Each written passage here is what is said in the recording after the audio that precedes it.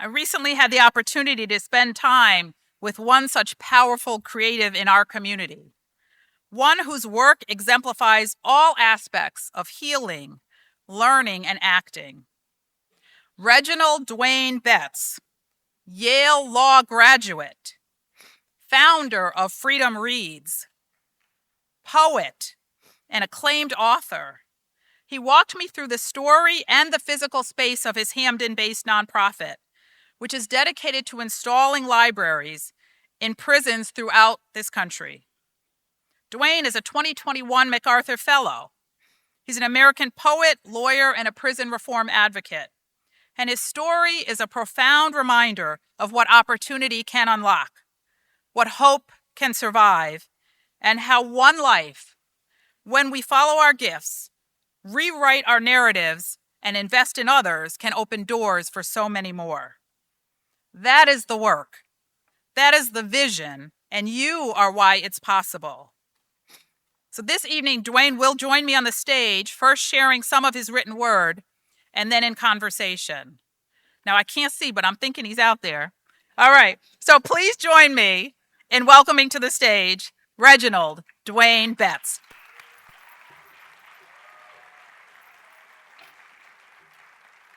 I love my friend. Do you want to stand here? Absolutely. Thank you. You moved mountains. How you guys doing? I'm supposed to read poetry here. Now I can't see everybody, but I want you guys to do one thing for me. Um, Raise your hand if you ever had somebody read you a poem. Oh, cool. Okay. I mean just you though, not like you and 10 other people.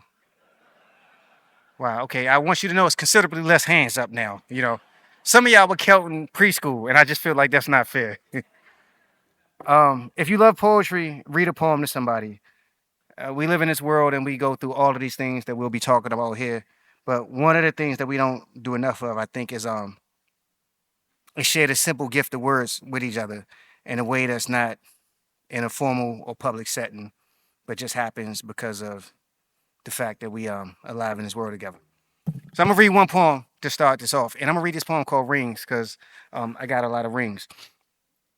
I had met this woman on a train coming from Baltimore to going from Baltimore to New Haven, and we got to talking, and she had a lot of rings on, and I asked her if she had a dog, and she said yeah, and I said I'm gonna write a poem for you before you get off the train, and I did, and so I'm gonna read that poem.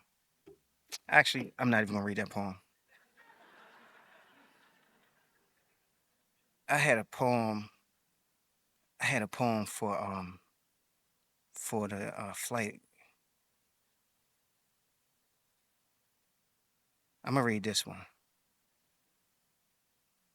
This is for this guy named Dominic because I think it's more appropriate. Other one's really good too. But I was on a plane once, and they had kept changing my seat, and so I went from first class to the last seat on the plane. How that happened, I do not know. And I got so upset because I had a meal that I was planning on eating, but I didn't choose it because I'm late with things. And so when they brought the food around, they only had food with cheese on it, and I was like, I don't eat cheese, and they said, well, this is all we got. And I was like, does it look like I want that? And I was so angry. And he's like, well, do you want the dessert? And I was like, no. And I knocked the dessert on the ground, not on purpose, but just because I was stretching my arm out. And then the next person came and said, oh, sir, did you drop your dessert? And I'm like, does it look like I dropped my dessert? And I had the angriest face ever. And then I felt horrible. And I apologized to the dude. I was like, yeah, I've been having a rough day. And what he didn't know is like 2 weeks before that, I had got on a plane and I had passed out for 5 minutes in the bathroom. And so I was like really paranoid that if I didn't have anything to eat, that I was going to like pass out. And then I was getting anxious and I just couldn't deal with it. And so I had told the first dude when he offered me the cheese that can't he see in my face I'm a vegetarian and I'm allergic to cheese. He probably couldn't see in my face any of that. But the dude name was Dominic and he came back and gave me his food. Like he had the only vegan dish left on the plane and he gave it to me, even though I was like the biggest jerk to him. And I was like, I'm gonna write you a poem. When I said that, he thought I was flirting with him. So, I wrote this poem. I read it to his colleagues, but I never read it to him because I think he was afraid he was gonna fall in love with me. All right, Dominic. In the end, or maybe even the beginning, there is only kindness. This rare and undeserved bird that flies because we hover below bellowing from our lungs when the wind of the world is not enough. And who has not known days when currents that should be calm become turbulent, become the memories that we run from? All of which is to say that there is mostly a tenderness missing from these moments. When the passage from where we are to where we want to be leaves us needing strangers to remind us that we deserve to get there, even when we show up a fraction of ourselves. And who would have imagined the owl seat on the last row leaning so far in the memory that every thought has me reeling? The noise, the chemical reaction of cheese on my stomach, the way that even on a good day tequila is just a reminder that mostly there's only remembering to keep you calm. Not liquor or hope or what might happen next, but remembering what happened before. Like my last flight when I lost consciousness while sitting down in the smallest bathroom on earth. Only people who've been to prison understand how small an airplane's bathroom is. Know how tired a beating the heart must be to threaten to stop. Overwhelmed by blood pressure tanking and anxiety leaving the rest of a man's body shutting down as if there is a rest that comes from stopping just short of dying. Though this is not the story of today. Today is the story of grains and vegetables and what I know was awaited for pleasure being passed off to a stranger showing up as a stray dog, either asking for or accustomed to generosity. But isn't this always how it works? They say the Wright brothers figured out how to fly after an argument, after one brother extended a welcome and unexpected arm to another.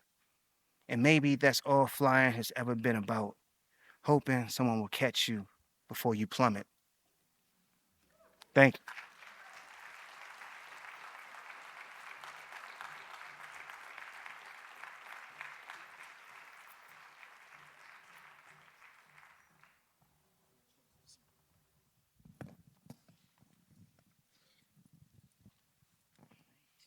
Thank you.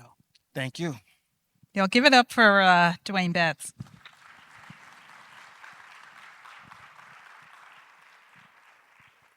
I want you to give a special because you don't know what he went through to be able to be with us here today. You're coming from New York, right? I'm coming from New York. All I went right. to New York this morning um, to do something, and I had forgotten what I did, so that's a bad thing. No, actually, it was so cool. I went to NYU, and they have a book club at the medical school, and so it was about 40 people there, and the book club was for poetry, and I got to talk to them for, about 40, 50 minutes to an hour about poems and life. I love it. So, um, I knew of you, but the first time I met you was in front of Possible Futures bookstore. Yeah, give it up for Possible Futures book space.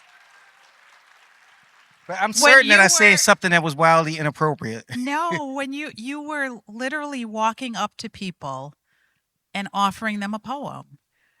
In the same way that you opened today about, when have you asked to have a poem read? I want you to talk a little bit before, as we get into this and set this, about random acts of poetry. This is what scares me though, because I'm glad that you responded that way because I didn't know you. And then I had said something to you as I was leaving that was talking about what I just did. So it was doubling a random act of poetry because it was doing it and then telling a stranger about it as if they cared. And then I figured out who you were and I was like, man, she's gonna think I'm a lunatic. You know, she gonna see And look at Freedom us here. Reads. Right. So it's cool. But I went there and it was this little kid that was there. So random acts of poetry is um, I spent my whole life as a poet. And then I realized most of my family had never heard me read a poem. And I would think about those moments where somebody would ask me for a poem and I would say, I don't have my book on me. And I just thought I had invested a lot of money in becoming a poet. And even the majority of people who I knew had never heard me sing. And so I started doing random acts of poetry. I would just walk up to people on the street and ask them if I could read them a poem. And on that particular day, I had some camera folks following me around, and it was so cool because like they could see it happening and they could kind of see what was going on. And I would talk to everybody. And then because I ain't trying to be sexist, I would talk to men. And then because like I ain't trying to be like ageist, so I would talk to children. And so it was this whole challenge of like, hey, can I read you and your kid a poem right quick? Or can I read you a poem, sir? And I was in the bookstore and I read this poem to this kid. And the kid was there with his grandparents, and it was just kind of lovely for me because then I tried to buy a book for the kid and the store didn't have it. And so that's what had just happened. I had ran to my car because it's P is for pterodactyl. It's one of my favorite books. And so I was gonna buy it for the kid, and they didn't have it in the bookstore, so I ran to my car because I was like, I got one. Y'all can't think I'm trifling though, right? And I gave the kid the book that I had in my trunk. And so yes. Absolutely. So that's our origin story. So thank you. So Dwayne, I'm not sure at what point you were able to arrive, but the framing that we have been in conversation about is how, as a community, we create spaces for ourselves and for others around healing, learning, and acting. And I carry a premise that we will build stronger community when we're able to do that in a collective way. And so I want to pull on each of those with you a little bit about the role of art as a pathway to healing. Folks know probably a little bit of your story, but I'd love for you to share what parts of your story resonate as you think about how art has played a role in healing and how you are paying that forward through the work that you're doing. Yeah, if I had my book with me, but you guys could all buy it from Atticus, um, Or possible futures. or Possible Futures. Yeah, I have two favorite bookstores, and I walked from my house to both of them, Atticus and Possible Futures. Um, but if you get Doggerel, you'll see that in the beginning, it's this facsimiles of poems that I wrote while in prison. One of the poems is called Reginald. It has no title, but the first line is Reginald, a somewhat complicated man, left prison, left home at 16 to discover prison or something like that, right? And then it ends. I hear he got out a couple years ago. He got out a couple years ago. I hear he's doing okay. I wrote this in April 1999. I still had like 7 years left in prison, and I was writing about me being okay. And I think that's what art allows you to do. It allows you to imagine a possible future for yourself. And it fundamentally became my vehicle to do that. And it's a lot of different vehicles. But I think what art does is give you, and poetry particularly, because you could give a whole world in a poem. It gives you a place to start into a robust and a full conversation. Um, Anything you want to talk about, you could find in a collection of poems. I mean, in my book, anything you want to talk about. Name something that you care about. Name one issue that you care about, man. Yeah. Anybody, give us one. See? Healing our community. I got this poem about crossing the Edmund Pettus Bridge, barefoot, weeping. And it's about this older couple while I'm crossing one direction. They don't understand why I'm barefoot. They don't understand why I'm weeping. I do, and it's complicated. And it has to do with a lot of stuff, including the fact that I didn't want to get my sneakers wet. And it was this white woman that was driving me, that was the Uber driver, who had two blue ribbons on her neck. And when I asked about the ribbons, she told me that her father and her brother had died of brain cancer. And I had wrote redaction because I wrote those poems for a friend of mine who had cancer. So I said, when you take me back to the hotel, I got a book for you. And she had a tattoo with a pair of Jordans on it. And I was like, it sounds like you like sneakers. What do you think? Should I wear these sneakers in the rain? And she looked at me and she looked at my sneakers and was like, you better not wear those shoes in the rain. So I take my shoes off. I was like, if I take my shoes off, I got to take my socks off because you can't get your socks wet. That's trifling. I'm crossing the Edmund Pettus Bridge because I'm writing an essay in Martin Luther King Jr.'s letter from a Birmingham jail. I'm writing afterward, and I felt like if I crossed the bridge, I would have something in my body that would let me write it. But it was raining that day, and they didn't even want to go in the first place. And so I asked this black woman to give me permission not to go, and she was like, "You better take an umbrella." Then I read her the last poem of Doggerel, and she said, "You can have that umbrella." Now you got to ask yourself why she said that, but you got to get the book to find out. Um, So then this woman just comes to pick me up, and she crosses the bridge, and she's waiting for me, and I'm walking barefoot. But as I'm walking barefoot, I'm weeping because I'm super depressed at the time, and I'm going through a lot of shit. So I'm crying in a torrential downpour. I ain't had my jacket on either because it felt like trifling to have a jacket on with no shoes. I mean, I just didn't want to look like a vagrant. You understand? Um, Wildly enough, I had a beautiful MLK hoodie, yellow MLK hoodie. So I looked, damn, I look like a hot mess. Wow. Because you understand, I'm walking to Edmund Pettus Bridge with an MLK hoodie on, barefoot, in the rain, holding a cell phone, crying. And this white couple was walking this way. I ain't really paying attention to them because I'm minding my business, but they paying attention to me. Because when I crossed the bridge, I turned to look at what I've done. I feel like I've accomplished something, right?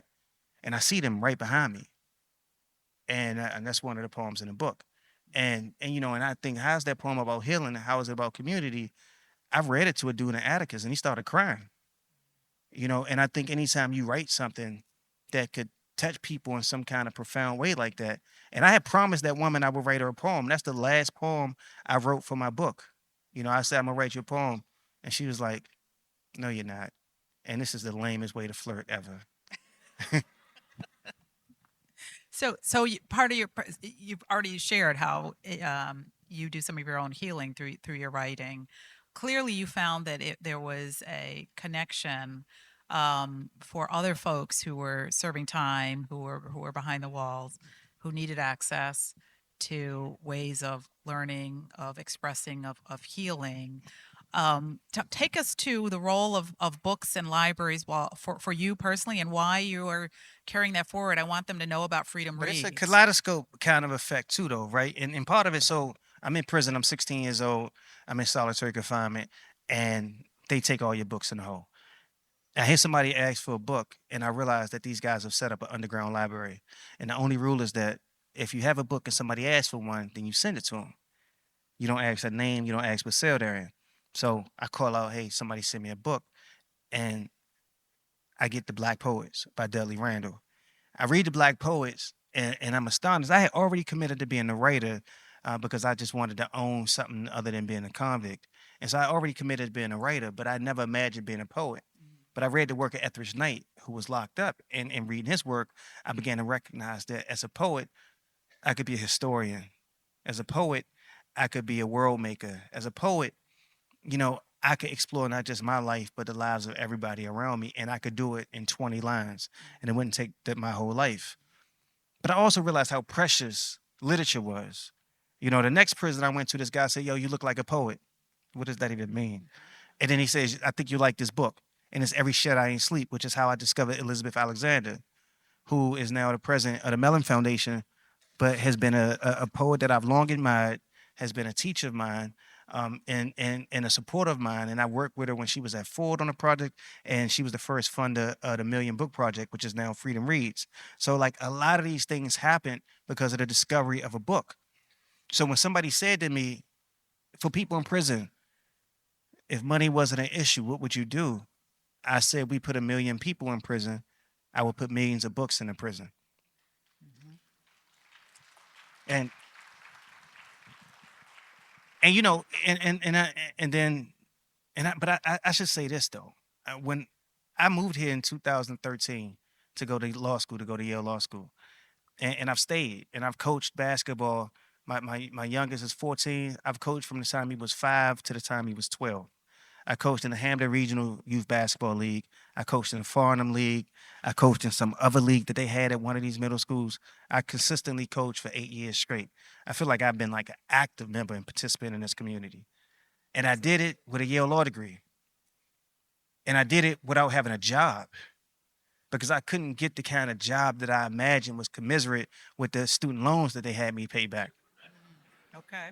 And so okay, cool. So fast forward, and what happened is somebody asked me, recognizing I was looking for a way to not have to lead this community, what would you do if money wasn't an issue? And I said I would put 1 million books in a prison, and I would do it one library at a time. And the wild thing is, I was in student housing when I said that, right on Prospect Street. Now I run an organization with a yearly budget of $7 million. You know, we employ 23 people. They all Connecticut residents. 8 of them, probably 8. I think 8 of us did time in prison. And so, what I think is beautiful about it is my life completely transformed when I sort of more fundamentally directing it to what my energies and my talents could be used for somebody that's in prison. And I think I've been rewarded by people like you in this audience funding the organization, people like you funding the organization, and hopefully I will keep doing that. But Thank you. Absolutely. And this idea of the Million Books Project, which evolved into Freedom Read, I want you to talk about, because I don't know what you're picturing, but many of us probably have a vision of, if you're going to put a bookshelf, a library in a prison, it's some, I don't know, like ugly um, warehouse kind of something, nothing of beauty. I need you all to visit Freedom Reads right in Hamden and actually see the beauty of what is created in yeah, the because, actual way in which you house the books and then curate the books. So I want you to and this is my elevated explain a bit pitch in about two this. minutes.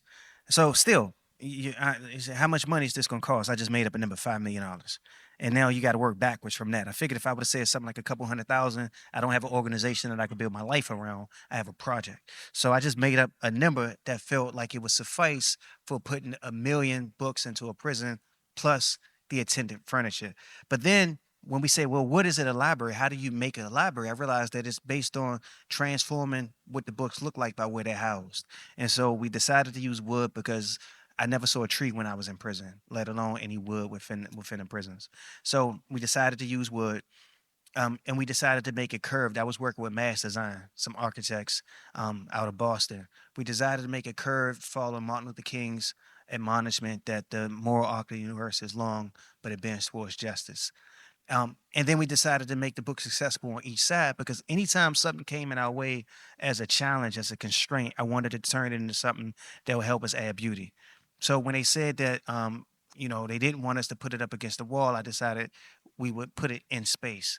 And then when they said that it could only be 44 inches high, I said, well, we're going to make the books accessible on each side. And each time I was innovating to turn something into a beautiful object that actually creates community because 7 or 8 people can stand around it at once. It's 500 books. It's 500 brand new books. If you come inside with us to open a library, you'll watch me and some other people carry these 100-pound bookcases, but then you and some other folks open up the boxes and take 500 brand new books out. And what's beautiful, we've done this 680 times or so, and my team is right now in Missouri doing it again tomorrow. But what's beautiful is that even though I've done it dozens of times, each time is like a new discovery because it's something that's magical about the sequence of books that touch your hands. It's not just having books in your hand. And most people in this room has probably had a brand new book, and you about to go buy a copy of Doggerel right now. It's going to be amazing. They're not going to have enough for everybody, but they will be astonished, and they will be like, we need more. But Speak it. but most of you have probably never opened up 500 books at once. And so you got to imagine two things: what it's like to open up 500 books brand new at one time, but then also imagine what it would be in your life if you have never had a brand new book. And then suddenly Homer is not something that you heard referenced on television, but it's something that you could read. You could read the Iliad. You could read like Faulkner, Baldwin, Morrison. And COs had the same library that you have. So if they want to read the same books with you, they can as well. Yeah. How did you curate? How did you select? I just talked. Well, it was during COVID, and it was beautiful. And this is my only intellectual innovation in the world, but I think that this is a dope discovery. We have our friendship timeline and our reading timeline, and they never overlap. But what that means is your friendship timeline, you shared all of these magical moments and probably books that you read during that timeline. But the book that had the greatest impact on your life likely happened before that timeline, and you probably never talked to your friend about it. And I witnessed it time and time again because I would have 3 friends on Zoom talking about the books that they love. And I would watch the delight and the discovery when they realized they had a shared book from high school that touched them, or they both read the same book in the ninth grade, or it was some book that this person is talking about that they always wanted to read. And so I used those focus groups to sort of generate a good subset of books. I did a survey to a bunch of people in prison, and then I talked to a lot of different people, and then I just took founders' privilege and made it a reflection of a browsing library, things I wanted to read, things I read and want to read again, and things I want to pretend like I read. I love it. And now you don't just install the libraries and curate the books and put them there, but you also, I mean, you engage, right? Yeah, I mean, we Tell find what do you different ways. what We do you find, I have? mean, we find different ways of engaging. It's still like the field of dreams. If you build it, they will come. Mhm. And we trust that, it's 50 states and we're going to build 20,000 libraries. And so we're owning the fact that we're not going to be able to have active engagement with each place, but we think about what engagement looks like. So some places we do an event. We bring authors in. When I was in prison, I never had an author come read. I've read in dozens of prisons. We read it, bring a lot of authors who've never been inside.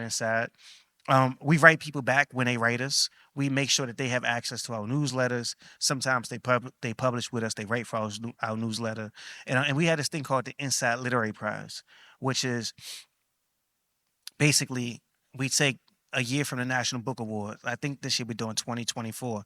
So we take the finalists in translation and the finalists in fiction to create a 10 book short long list, and then we winnow that down to 5 books, and then we get 6 states, 2 prisons per state, 25 judges per prison. They all read the 5 finalists and then they vote on it, rank order voting. And right now we're traveling the country doing that. And so that's another way that we engage with people. But the whole idea is that the library is an idea. And so we engage with them by introducing them to the idea.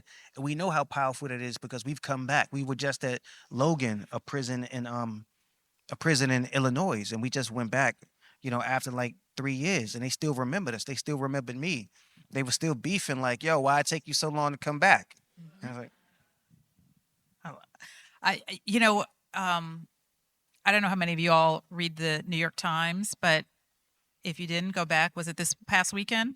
It's We actually, just it's coming out this weekend, so this is cool. It's online right now, Okay, well, yeah, but the then I piece saw will the be in the online one, magazine. right? Yeah, it'll be So in the there's an magazine on online Sunday. piece that I encourage you to take a look at, and I want to invite you in for a little conversation about repair and forgiveness and really second, third chances, because there's a piece around what community does to be welcoming and to offer and to create pathways, and there's a piece of what we have to do for ourselves that allows us to move forward and forgive ourselves and repair. And so the piece is about a step that you needed to take for yourself to feel, despite the bachelor degree and the Yale Law degree and the MacArthur Genius Award and the success of Freedom Reads, that there was something you needed to do to feel whole in your Yeah, and self. And tell us about so that. I said I was going to get my gun race back, and then I said I was going to get my gun race back, and I was going to first I was going to learn to hunt, and then but ultimately I was like I'm gonna get my gun race back and learn to shoot. And the reason is because I wanted somebody to give me permission and to publicly say that I was safe. Because all too easily, if somebody was frustrated with me, I felt like the world would just turn on you and they would just say the word felon. And so I spent 5 years working on this essay, but it was really challenging too because I didn't know what I was writing, and this is one of the ways in which art helped me discover things about myself, and I think it allows the world to do the same. I didn't know the essay I was writing, and that's why it took 5 years. And over that time, I realized that it wasn't necessarily the world that was condemning me. It was me that was condemning me. And some of it was the world in a sense of I was working in spaces where I felt like I was always performing the problem or performing my rehabilitation. But I just think ultimately that's because progressive spaces don't really understand how to talk about violence and how to have conversations about the things that actually lead to healing. I would be in spaces like this and be told not to talk about what my crime was, and that if somebody mentioned it, to just pivot. But that doesn't lead to healing. That just leads to obfuscation, and that's what I was struggling with, like not having a space to fully own what I did while understanding that like I was a kid in a horrible, horrible place, yo. And nobody owed me shit. But we shouldn't delude ourselves into thinking that prison is a place that you send children. And I mean, you could have just fucking tortured me. You know what I mean? Like it was more adequate ways of being honest about what we're doing. And it takes and the essay was me grappling with a gun as a vehicle to unravel my connection to violence. And if y'all got a minute, y'all should read it mainly because it's one of these pieces that I'm really proud of, but that I know um, a woman wrote me and said, I got carjacked. And she was like, I got carjacked at knife point. And then she told me more about herself. And she was like, yo, your piece meant a lot to me. And you wouldn't think it would, given how different our circumstances are. And she was talking about how the crime had held on to her in the same way that I talked about what I did hold on to me. But it was like unexpected and beautiful and tough because it makes me realize that, the weight of all of this shit is a burden, you know. But if the whole community is shouldering the burden, then I think this woman doesn't have me to lean on, and she would have been able to tell the story that she told me to somebody close to her long before, yesterday. Absolutely. We sent, for those of you that registered for the event, we sent that out. So take a moment to click on the link and read the story. I'm getting the sign. I'm getting the sign that we got to bring it to a close. You know what? This is an audience of wonderful people who care about this community, who give of their time, their talent, their treasure in so many ways. If you could leave our Greater New Haven family here with one question to sit with one invitation to help them think through their opportunities for healing, learning, and acting, what would it be?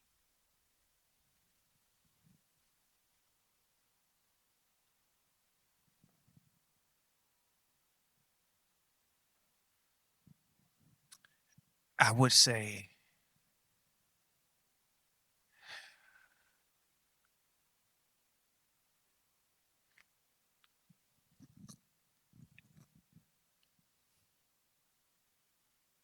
ask yourself, how many times in the last year that you wept, like truly wept for something. And then ask yourself, when you truly wept for something that you found yourself vehemently arguing about. And if you haven't wept for the thing that you're arguing about, ask yourself what you might do to be closer to that thing. Because the only thing that makes us not weep is distance. Yo, Thank that you. was nice, right? That was, and we didn't prepare. He didn't know what I was going to ask him. That was No, nice. and you know what's That was beautiful. the thing that's That is messed up though, beautiful. right? Is that she was thinking, all right, I'm sorry. She was thinking, I told you that I could tell you what these questions are. Now you over there acting like you don't know what to say. But I told you what you said you didn't want to know the questions. But now she's like, I'm so glad you didn't ask the questions because that No, was dope. see, that was Thank you. beautiful. Please join me in thanking Mr. Reginald Dwayne Betts. You can absolutely follow, learn more, check out Freedom Reads. He is a published author. We support the arts in this community. Please pick up a book. Support a local bookstore to pick up a book.